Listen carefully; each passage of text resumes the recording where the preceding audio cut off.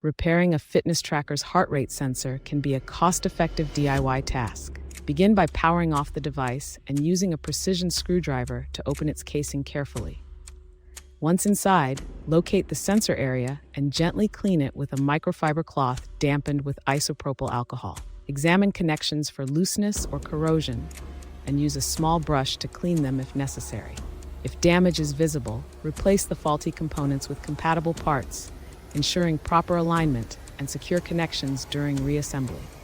This hands-on approach not only saves money, but also builds your confidence in handling electronic repairs efficiently.